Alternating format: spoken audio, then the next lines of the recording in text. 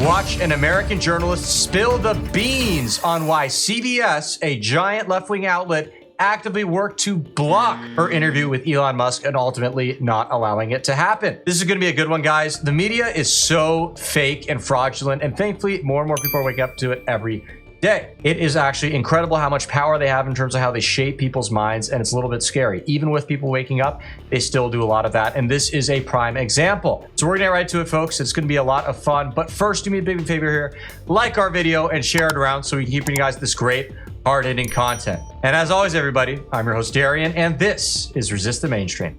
Just to set the stage, it was the fall of 2023. I had tried to enterprise a story that would bring the Twitter files to CBS News. It didn't get as far as I had hoped, but an interview opportunity developed with Elon Musk, and the offer was to do a live interview with him on X. So I took that opportunity to the CBS News executives, and they said, you know, we just can't do it live. And I was like, what do you mean we can't do it live? And they said, well, we don't know what he's going to say. And I was like, wait a second. Isn't that what journalism is all about? The short story is that a number of conditions were set on this possible opportunity with Elon Musk that included doing something taped, editing it, only having it on the CBS News platform. And frankly, I felt so ashamed that a news organization would place so many restrictions on an interview. And you know, Dan, typically it's the interview subject that's placing the restrictions on an interview, not the network. I never went back to Elon Musk and said, I'm sorry, I know you're all about free speech, but they want to put these conditions on it. I just couldn't go back to him with that.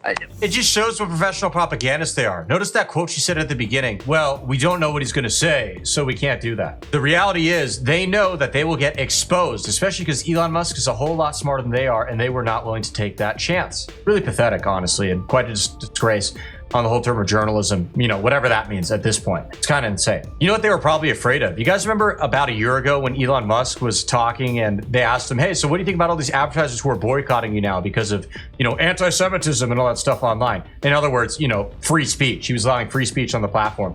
So they had a problem. We're trying to punish him by cutting off his money and screwing him over economically so the whole company could sink. And what did Elon say? He said, go F yourselves on live TV. While he was talking to that creepy guy from what outlet was it? I don't know, whatever left-wing outlet it was, Andrew Ross Sorkin. Weird-looking guy, by the way, but you know, neither here nor there. Why do you think you were let go there at CBS, bottom line? It's really a call for them. I've always maintained that I'm grateful for the work that I've done with my employers. They decide whether I work there or not. But if you just look at the fact pattern here, you can see that there was a lot of internal resistance with the Hunter Biden reporting, also special counsel Robert Hur and his findings related to Joe Biden. And I was let go. But more importantly, my reporting records were seized. And that is just a red line that no corporation should ever cross in the future. And because my union stepped in and there was a lot of public outrage, CBS News did the right thing and they returned those files. But even seizing those files has a chilling effect on investigative reporting. Oh, absolutely. Really creepy and Orwellian stuff. Pretty scary, but anyways, quick little thing here, guys. If you're enjoying this clip, please be sure to subscribe. We really appreciate it. Just hit that subscribe button down below. Thank you so much, and we really appreciate it. I think it's no secret that Elon Musk is a modern American hero. He has arguably brought free speech back on the public platforms of America in a way that at least I never expected to see anytime soon, short of some kind of government action. So God bless him for that. That is great. Let's watch Joe Rogan talk about that very topic. It was looking pretty bleak, I would say, in terms of the direction internet censorship was headed. It seemed like the censorship machine was winning up until around the time that Elon purchased X. That seems to me to be our fork in the road. That's the alternative timeline. You know, Mark Andreessen talked about that yesterday, that we've had a couple of alternative timelines where things have shifted. I think that was one of the big ones. No, that's exactly it. I mean, he's sort of the timeline where we missed the bullet, is where there's a Deus ex machina. You know, it's sort of like a Deus ex machina where it's this random plot thing that happens. You know, someone descends onto the stage and solves all the plot's loopholes and magically saves the plucky heroes that were otherwise in danger. There were Musk is a modern version of Archimedes of Syracuse. If you don't know who that is, look him up. He's the man who invented the Archimedes principle, a machine that can pick up enemy ships and sink them, among many other incredible things. Before Christ, by the way. Events in the run-up, well, it all sort of happened simultaneously, really, because the month that Elon announced his acquisition was the same month that the Disinformation Governance Board was announced at DHS, which was the first thing that really roused Republicans and, frankly, anyone with institutional power in D.C. to finally stare into the sun and recognize, or at least begin to glimpse, the size of what they were up against. The Disinformation Governance Board set off a flurry of congressional activity from Chuck Grassley and other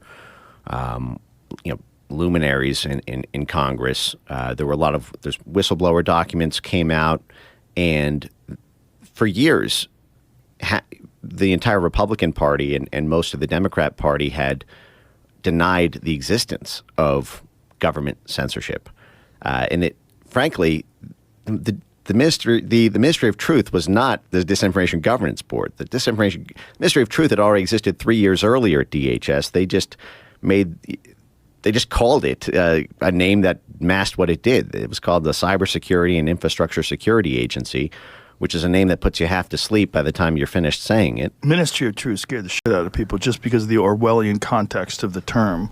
I will say, I actually like that name a lot. And, you saw a lot of right-wingers expressing their outrage over it. Oh, my God, this is so terrible. Biden admin created a Ministry of Truth. How dare they? How evil. I actually like to see it, all right? And let me tell you why. It's a good thing when Democrats are honest about who they are and what their intentions are. Another good example of this I can think is of Robert Francis O'Rourke, or as I, also known as Beto O'Rourke, or Beto. He pretends to be Hispanic. But anyways, that guy is openly anti-Second Amendment, and he actually said in, I believe it was the 2020 Democrat debates, hell yeah, we're going to take away your firearms, we're going to take your guns away, and, openly said he's going to confiscate people's AR-15s, rifles, things like that. And once again, a lot of right-wingers, oh my God, this is outrageous, he's so evil and terrible. I mean, at least he's honest. A lot of Democrats will sit there and gaslight you and say, nobody wants to take your guns away, blah, blah. Nobody's censoring you. But now we have people like Beto and also that lady who is the Disinformation Governance Board head for, about 5 seconds. They are openly admitting that they want to trample on your First and Second Amendment rights. And you know what? God bless him. More honesty, I like that. It just seemed like, what? Well, the funny thing is they were right. The Disinformation Governance Board was not the Ministry of Truth. It was a dull, boring, mundane, bureaucratic layer to manage the Ministry of Truth that was already created 3 years earlier. But the fact is nobody called them out on it because of the thick language of censor speak that hides this whole thing from general public awareness. Well, everybody, that concludes our clip for today. What'd you think? I hope you enjoyed that. I personally am so grateful for Elon Musk for essentially bringing back free speech to the public square. That's an amazing feat. And, frankly, the Republican Party should have already done it through government force and political power, as far as I'm concerned. And no, they're not private companies who can do whatever they want before anyone tries to make that ridiculous argument. So tired of hearing that. But Elon Musk stepped in and saved the day. Thank you so much. As always, everybody, please be sure to comment below. Let us know what you thought about the clip, what kind of stuff you want to see in the near future, and we'll see you all again soon. God bless.